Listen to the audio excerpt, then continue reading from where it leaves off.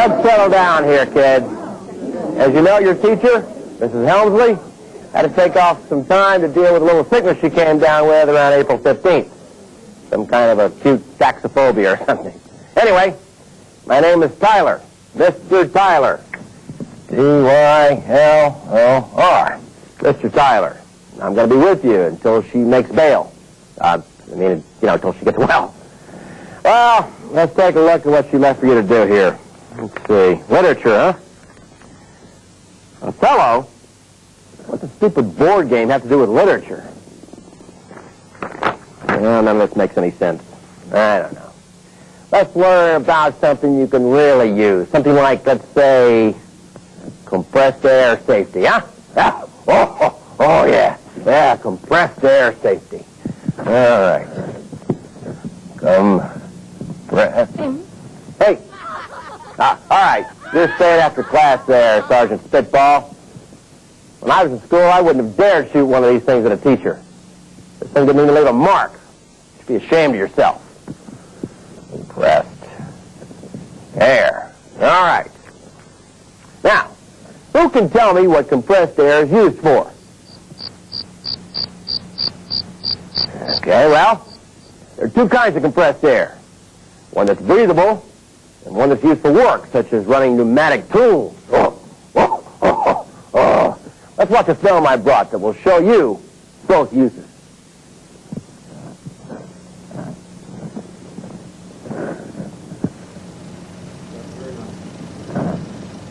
Now, here's one of the uses of breathable compressed air, self-contained breathing apparatuses for firemen. Those of you who have taken chemistry know that you wouldn't want to walk into a fire with a tank of pure oxygen on your back. Breathable compressed air is considered a medical gas. Therefore, it's always stored in yellow containers.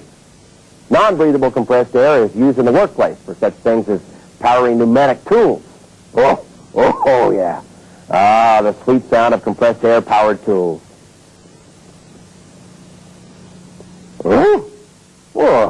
This piece of junk. It just needs a little more power, that's all. There we go.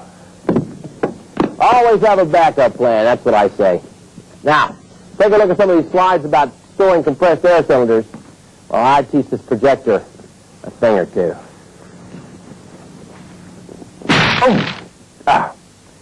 Okay, you didn't really need that science project, did you there, pal? Oh, I'm going to beat my kids anyway. Here we are. And then they're in here somewhere. Okay, yeah, here we go. Compressed air cylinders should only be stored in designated areas. Now, these areas have to be away from any hazards, such as passing vehicles or falling objects. Oops, that's Mrs. Taylor on our last vacation. Yeah, she looks pretty good. Okay, chain and rack the cylinders in an upright position. Do not allow them to fall. If you must store them outside, don't expose them to direct sunlight and keep them away from any live electrical wires. Okay, I think this baby's about ready to go. Whoa, too much juice. Okay, all right. When you're transporting cylinders, there are a few things the Department of Transportation wants you to keep in mind. First of all, close all valves and cap the cylinder. Never use the valve protectors to tilt or lift the container. Use dollies when moving these cylinders around. Never roll them. Rolling them increases the risk of damage, both to the cylinder and to your feet. In case one does fall on your feet, you want to be sure your shoes are reinforced with steel. Real shoes. Not these rubber bands with soles you guys pay $80 for. All loading platforms are not created equal. Use one with slip-resistant footing and feet that extend down to hold the platform in place during use. Once on the truck, the containers must be chained together securely, allowing no movement during transport. All storage and transportation of compressed air must be in accordance with OSHA Regulation 1910.101. Now, when you're ready to use the compressed air, you should be able to open the valve with your hand. If you can't, send the container back. Do not use a wrench. Now, compressed air tools are not toys, although they can be pretty fun when used properly.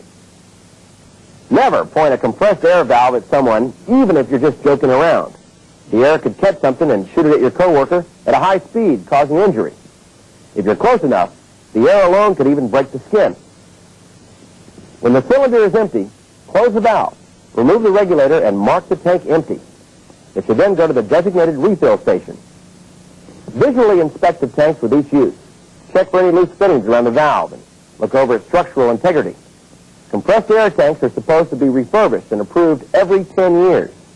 There should be a date stamped on the cylinder that reflects the last time it was approved. Check your tanks and make sure they're current. Well, you've all got tanks at home, don't you, kids? I sure do. Every time old Mrs. Tyler tells me to do the dishes, I break that puppy out. High-pressure blast of compressed air is the only way to get a meatloaf off those plates. Hey, where's everybody going so fast? Well, they just couldn't wait to get out there and learn more about compressed air on their own. Yeah, this teaching stuff is not that tough. We've shown a variety of workplaces and situations this month. We'd like to remind you that each workplace is different. Be sure to wear the personal protective equipment that's right for your job. For more information about Safety Watch, give us a call at 800-440-0377. From all of us here at Safety Watch, work smart, stay safe, and thank you for watching.